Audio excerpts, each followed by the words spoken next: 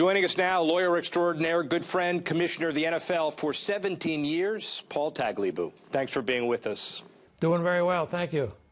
Congratulations, by the way, first, for your appointment to the Knight Commission on Intercollegiate Athletics. Obviously, a big honor that you should be very proud of. Well, it's an important thing that they're addressing college sports and academics, so I'm pleased to be part of it. So I'm walking through the NFL Experience yesterday, by the way, one of your creations, and I stumble on the Paul Tagliabue wing of the Hall of Fame exhibit. I got a cell phone picture of it right here. Did you know you have a wing named after you? No, but I'm glad to know it's there. I hope it's for kids. The revenue, the stability, the labor peace, all very important to the history and growth of the NFL. Tell us what you're personally most proud of. Well, I think it would be the agreement with the Players Association that brought stability and brought a good, productive relationship for the game, you know, after 10 years of combat during the 80s. All right, my friend, you have a magic wand. You can reverse anything you did during your tenure. What, in hindsight, might you have done differently? Well, I think we would have kept more teams where they were. We would have had a little less team movement. You're still seeing the aftermath of the Raiders and Rams moving out of L.A. with the recent decision, for the Rams to go back to the L.A. area. So, I think if we didn't anticipate an issue, it was that issue. We should have been ahead of the curve, not behind it. You've had so many accomplishments. Tell us specifically what was the hardest to do. Leading Georgetown in scoring and rebounding when you were their top center in 1961, promoting and sustaining labor peace, or getting your 32 bosses, the owners, to agree on anything. Well, I think the hardest thing is to, strike the right balance between tradition and change, continuity and change, tradition and innovation. Those things are those are the difficult issues, and that's one of the issues we had with the Super Bowl. How much should it change? How much should it remain the same? But I think when you have something that's successful for so long as the NFL, you have to be open to innovation, but you can't throw away the traditions that make it great. All right, let's segue into the Super Bowl specifically. 1989, first Super Bowl season with you as a commissioner. Reflect back on what it was like then and how it's changed now. Well, I think it was coming out of the decade of the 80s, the Super Bowl had suffered, as had a number of things, from the strike in 82, the players' strike in 82, which had canceled, I think, 7 games, the replacement game, so-called, in 1987. It was a period of instability. There was a lot of litigation, and Pete Rozelle was the first to tell me that they'd lost some focus on the game itself, and that included the Super Bowl. So we had to understand that the Super Bowl is just a piece of a larger, what I call an ecosystem. It's one piece of a big puzzle. We had to get a lot of the pieces together in a new way, and that's what we did. Super Bowls are all about defining moments in America's culture. Choose one. Was it 91 after the Iraq War when you chose to play in Tampa?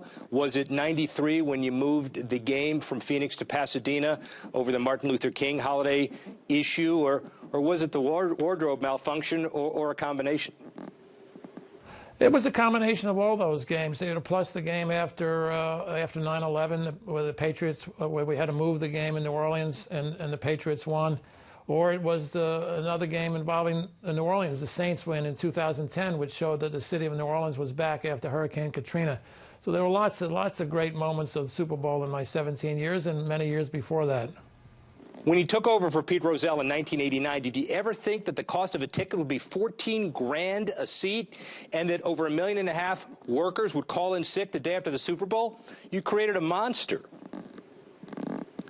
Well, I think that most of all the players and the coaches create the monster because they're the ones who create the extraordinary entertainment that the Super Bowl is. It's the greatest show on earth, and it seems like the last 10, 15 years have been phenomenal in terms of the competitiveness of the games and the upsets, like the Giants win over the Patriots if the Patriots went undefeated. So it's the drama of the game and the talent of the players that account for the $13,000 ticket. You talk about the game domestically, but what about the growth of the international game? And the Super Bowl is the tip of the spear around Europe, Africa, Asia, everywhere. Define where NFL International is going. Well, I think that's been very successful in London, obviously, and I think it can be successful in other parts of Europe as well, including Germany, first and foremost. I think Mexico is an area where the league has already got a great following. And, you know, I was in New Zealand and Australia for 2 weeks, just got back. And I was amazed. The last hotel I stayed at in New Zealand, the guy who was showing me around the city was a huge NFL fan. And he talked more about the Super Bowl than I have in the last 6 months, because he was naming the MVP from most of the games of the last 10 or 15 years. This was a fellow who had grown up in the Polynesian Islands and knew all about some of those great players from Samoa, but he knew just as much about the Super Bowl MVPs like Tom Brady and Peyton Manning. We know how big the Super Bowl is. How much bigger can it get? Is it too big now, and is it growing to be too big? Well, I don't think it's gotten too big. I think the nation gets bigger and bigger. We have almost 350 million people now. That's a lot more than we had when the Super Bowl I was played. And the audience, as I said, it's not just about sports. It's about life. It's about upsets, and it's about surprises. But most of all, it's about competing at an extraordinary level and succeeding. So I don't think it can get too big. The key is to make sure that the focus remains on the game, and that's what Roger Goodell and the others have done so well in recent years. Let's talk about your trip to Super Bowl venue every year. Get there 8 days, 9 days earlier. Your staff basically has all the work done. Do you see your trip as a vacation, a coronation, or a week of crisis management?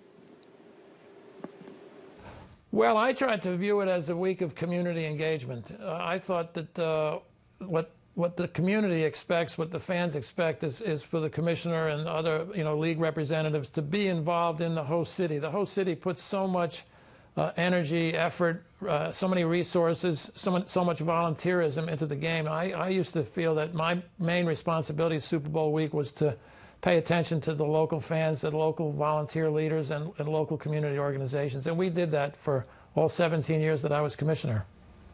You get to a town, what's the one thing you most worried about every single year? Well, you worry in this environment about security. You worry about injuries to the players. You worry about the weather. But I think mostly today it's about the health and safety of the players and the health and safety of the fans, which translates itself to security. Super Bowl 50 only comes along once. Define the special legacy and nature of Super Bowl 50 for the Bay Area and the league. Well, it's a great opportunity to celebrate something that is an annual, it is a midwinter national holiday, but just as important, it is the crowning moment of extraordinary athletic competition. And, there was a great game in San Francisco. I was there in Stanford Stadium, and the 49ers, of course, were one of the teams that defined the 50 years of Super Bowl history. So for the 49ers in the Bay Area to host this game, I think makes a lot of sense, and I think they'll do a fabulous job as hosts. Where are you watching the game? I'm watching it at home in Washington, D.C. Who's going to win? Can't tell you that. I was at the last one with Denver and Seattle, and I thought it was going to be a close game. It turned out that it wasn't, but I think this one will be. But I can't tell you who's going to win. It's the new fabulous quarterback against the older fabulous quarterback, and but it turns on so much other than the quarterbacks, and we saw that in the conference championship games. The defenses are obviously critical, but I'll leave the picking the winners to the sports writers who know more about football than I do. Ambassador, statesman, great lawyer, friend, defined the NFL for 17 years, and obviously based on that answer, a master politician. Paul Tagliabue, thanks for stopping by.